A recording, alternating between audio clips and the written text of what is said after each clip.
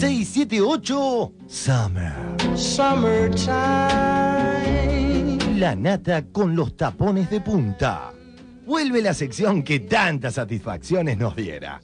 Jugosas reflexiones desde Punta del Este nos regaló Jorge La Nata. Tocaremos solo tangencialmente la parte en que, repitiendo mentiras onda Goebbels, se refiere a esta tanqueta.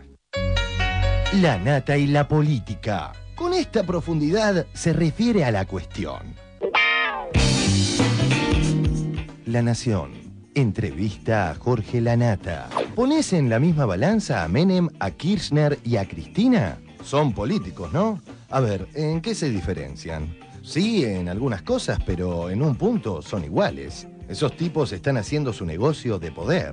En el fondo me parecen pobres tipos. Ni siquiera me inspiran respeto intelectual ni nada. Son bastante brutos. La Nata y Clarín. ¿Horacio Verbitsky es una persona a la que lees y respetás? Me preguntás si lo leo, te digo sí. Pero no lo leo como periodista, sino cuando quiero saber qué piensa un sector del cristinismo. Cuando lees Clarín, por ejemplo, ¿qué sector querés saber qué piensa? En Clarín no hay ninguna firma comparable porque aplana cualquier firma. ¡Epa! Nuestra avispada producción encuentra aquí una flagrante contradicción. ¿Cómo un medio tan débil como Clarín puede aplanar cualquier firma? No sé de qué lado te pones. Y es paradójico, pero ¿sabes qué? Me voy a poner del lado del más débil. Es Clarín. Sí, sí. En Clarín no hay ninguna firma comparable porque aplana cualquier firma. La nata y la intolerancia. ¿Hay críticas de algún sector del oficialismo que te molestan? Apareces frecuentemente en 678. Hay algo raro. Justamente estoy escribiendo sobre eso. El programa 678 nunca lo vi. Solo un cachito una vez a Barone. Me dieron ganas de ir y cagarlo a trompadas. ¡Epa! De nuevo. La Nata jamás ha sido un tipo violento. Llama la atención esta intemperancia acorde con los intereses políticos a los que hoy está alineado. Preguntas finales. Si La Nata viera otro cachito del programa, por ejemplo, alguno que trata sobre los despidos en Clarín, ¿qué postura adoptaría? En las tertulias en José Ignacio junto a Mirta y Grondona, ¿compartirán indignación por la explotación de la multinacional Nidera a trabajadores rurales?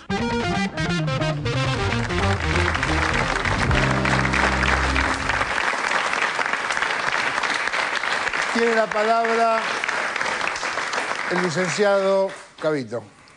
No, hay que ver cómo está redactada y si fue una copia fiel de lo que La Nata dijo, pero en un momento dijo, antes de decir que lo cagaría a trompadas a varones, La Nata dice que lo vi una sola vez un cachito, pero justamente estoy escribiendo sobre eso. ¿Sobre qué va a escribir?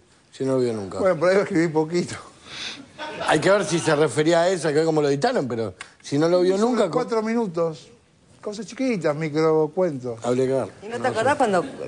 pero nunca tuvo muchos problemas con eso, La Nata? Con tener poco contacto con la realidad para relatarla. No, con tener contacto consigo mismo le alcanza. Le alcanza.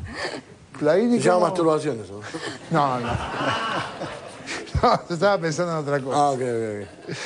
Clarín, ¿cómo...? Dos cosas. Me parece que La Nata, de que se dedicó a las tablas y a la farándula, se fue a otro lado. Creo que, decía un viejo dirigente sindical, que era mi profesor, me decía, quien no sabe a dónde va, termina en cualquier parte. Y creo que La Nata no sabe a dónde va, por eso está en cualquier parte. La verdad que es lamentable que un periodista que en un momento tuvo cierto reconocimiento en la sociedad, que incluso cuando reintentó con el diario Crítica de la Argentina, él mismo nos manifestó a los vendedores de diario los problemas que iba a tener con Clarín, porque sabía que la posición de dominante Clarín era un impedimento para él. Y que ahora hable con periodistas contra periodistas comprometidos, contra sectores populares, y esa comparación que hace, la verdad no se lo cree ni él mismo, ¿no? De comparar a nuestra presidenta, me parece, vuelvo a repetir, está en cualquier parte La Nata y es lamentable porque ha perdido toda credibilidad y es una falencia también que demuestra que en todos los sectores, y aún en el periodismo, hay gente que la verdad que tiene poca catadura moral para poder hablar, y menos de una presidenta como la nuestra, que ha demostrado el coraje que tiene para enfrentar a los grandes monopolios en la Argentina, ¿no? Y en el caso de Barone está de más decirlo, y si no uno lo ve, en el respeto que tiene Barone en la sociedad y cómo hoy la Nata está ubicado y parado frente a ella. ¿Barone? Sí, me quedé pensar, primero, yo si hubiera sido el editor no ponía la parte de Barone, para no personalizarlo, porque ya estuve personalizado la semana pasada. Lo que sí uno... programa. En el programa, claro, lo hubiera evitado, lo hubiera evitado. Me gusta que vos seas tan irritante. Es textual, el párrafo, es textual. Pero yo me pregunto, a veces uno puede tener antipatía personal con alguien, odio personal, con un político, con un, qué sé yo, con el gerente de su empresa, con un amigo y con un enemigo. La pregunta es por qué yo soy el referente de la Nata. Es para psicólogos, yo no quiero hacer una interpretación. Confieso que no le quité ningún amante, no estoy en trance de quitarle amante a nadie. Confieso que no le quité ningún negocio, creo. No creo. Si mi rol acá es quitar el negocio a alguien y él me odia porque quité algún negocio que desconozco cuál es, eso lo ignoro. Pero desconozco por qué yo, por qué no Sandra, por qué no Cabito, por qué no vos, que hiciste canciones fantásticas, terribles. Pero yo soy más ¿Por qué no? grandote. ¿Por qué no? Claro, Vos me viste. ¿por qué A mí no me conoce. Es decir, ¿por qué Y a no? vos no te conozco. Es muy interesante y esto me lo pregunto y se lo pregunto a las personas. Es cierto que uno puede ser más simpática Sandra, puede ser más... No, eso no me no queda cabe nada duda. tampoco. Yo considero que no soy antipático universalmente, que hay alguna gente que cree que soy simpático, mi nieto, mi mujer, mi familia y muchos amigos. Pero uno puede preguntarse, ya que tenemos que hablar de personas y casi psicológicamente, uno se pregunta por qué, por ejemplo, en la revista Barcelona, ese muchacho, el director, me colocó a mí como si yo fuera Gómez Fuentes, que es un personaje de la dictadura, un personaje que trabajó en este canal cuando era de la dictadura y que proveía de información deformada sobre todo en la guerra de Malvinas. ¿Qué tiene que ver mi presunto o explícito oficialismo con esa comparación? Esto es lo que a mí me llama la atención, la desmesura de la comparación, porque para que sea creíble una comparación, vos tenés que poner una medida en la comparación. Vos que hacés canciones, lo sabés, no podés deformar. Entonces, yo me pregunto por qué le produzco, qué tipo de cosa toco, que no tocan mis compañeros con más talento que yo a veces, no los de esta mesa, otros. Víctor Hugo, por ejemplo, ¿no le viene ganas de cagarlo a Víctor Hugo? No le viene ganas de cagarlo a Víctor Hugo. Le echa mano mal a Víctor Hugo también en el mismo reportaje, ¿eh? No te creas que sos el único que despierta su irritación. Es verdad que el único que le da ganas de pegarte es a vos. Creo que está bien, que no... a lo mejor estoy pensando, él tiene todo el derecho a decir lo que se le cante. Lo dice en el diario La Nación, un diario donde trabajé 10 años, en el diario lo publican limpiamente. El reportaje se lo hizo Ani Ventura, una periodista notoria, de los grandes medios, obviamente. Y está bien, este es el riesgo que tenés de estar en esta mesa. Si yo no me banco, eso sería estúpido. A mí me podría enorgullecer que la Nata se ocupara de mí.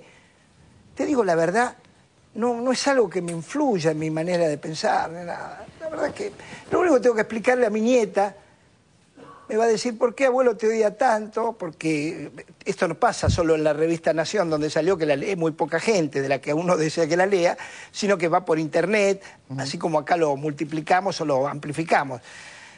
Pero está bien, son los riesgos. Pero tenés la ventaja de que el que lo dice es la Nata, que ya... digamos, me parece que en cierto modo es poca cosa, ¿no? A mí me llamó mucho la atención esa frase que estaba en el tape, que cuando le preguntan si ve parecidos a Néstor, a Cristina y a Menem, y la respuesta es, y son políticos, ¿no? Que la verdad es una respuesta de un bruto, digamos. La verdad, primero es una respuesta estúpida, y después es una respuesta bruta. Y en realidad yo creo que contesta eso porque la Nata fue un gran beneficiario del descrédito de la política. En la época del que se vayan todos, el que salía más alto en las encuestas de credibilidad era la Nata.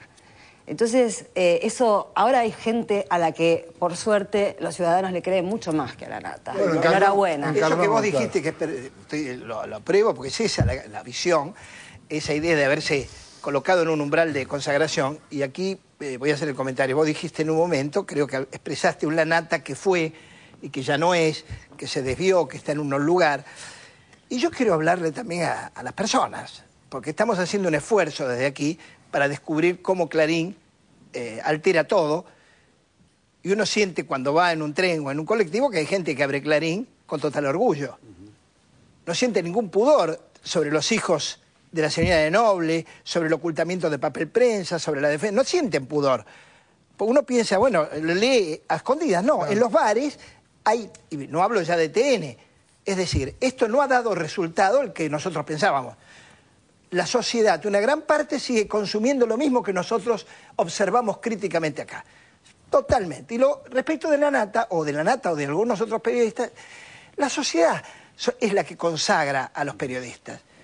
La sociedad no es impoluta ni es justa siempre. La Nata era importante, Tenenbaum era importante y ahora no lo son porque cambiaron de rubro político, o no eran importantes antes y la gente se tragó que eran importantes y ahora son lo que son. ¿Sidi? No, yo respecto a lo que decía, de lo que hablaban de la Nata, yo creo que personificar o personalizar el conflicto es no tener la necesidad de argumentarlo, ¿no? Es mucho más fácil decir yo tengo un problema con Barón, entonces no veo 678, que decir el fenómeno 678 y poder argumentarlo y decir, bueno, ¿cuál es el fenómeno que causó 678? ¿No? Yo creo que es mucho más fácil eso porque el que carece de nivel intelectual es él, ¿no? Yo creo que si él se sometiera a un debate serio tendría que argumentar sobre las condiciones del programa y no sobre una sola persona. Y con respecto a una de las preguntas que decía el informe, ¿qué diría la Nata sobre el conflicto nuestro? Nosotros cuando él estaba en crítica le llevamos el conflicto nuestro en el 2005. Yo intenté hablar con él y a él lo único que le interesaba en ese momento era criticar a Hugo Moyano. O sea, el conflicto no tenía resolución porque la CGT no hacía absolutamente nada, como si la CGT fuese una organización que tiene que ir y bloquear las empresas, porque la gente por ahí está confundida. La CGT lo que hace es apoyar políticamente a los gremios que hacen las medidas de fuerza, ¿no? La CGT ir y hacer una medida de fuerza. Entonces Bueno, la CGT... ¿cómo se comportó la Nata con sus propios empleados de crítica? Y los dejó tirados. Se cagó olímpicamente. Los dejó tirados. Para otra vez, tal vez, yo se los pregunto a mis compañeros porque me quedan dudas. En distintos gremios o sindicalizados, uno ve que hay, además de paritarias, tensiones entre la empresa y los empleados, los obreros, bancarios, ferrocarril, estatales, maestros, hospitales, médicos, enfermeros, tienen cierto colectivo que los unifica. No pasa eso en el periodismo. No. El periodismo es una raza muy particular de perros. Entre Rottweiler, entre Dogo y perro de policía, no sé si se entiende lo que quiero decir, sí. Indominables hasta para el propio dueño, en donde una cosa son los artesanos, para decir algo así, los obreros, los trabajadores que se ensucian con las máquinas y con lo que fuere, los canillitas, y otra cosa somos los periodistas. Los periodistas no hacemos huelga. Los periodistas no defendemos a los empleados que se van. ¿Sabes cuándo los defendemos los periodistas? Cuando se va un empleado de categoría, sospechado de que lo echa el oficialismo, como fue el caso de Nelson Castro, que se fue con indemnización de 2 millones de pesos, o como cuando le pasa a un tipo como la Nata o le pasa a un tipo como Tenenbaum. ¿Sí? En ese momento los periodistas ponen en la cabeza su corporación.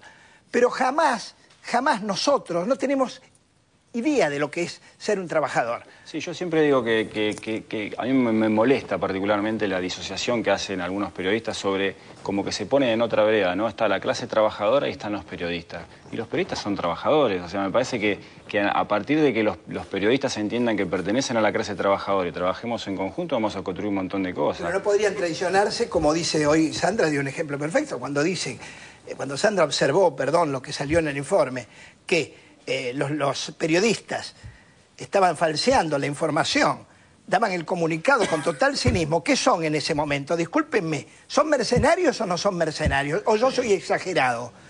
Vamos a un corte y lo seguimos pensando.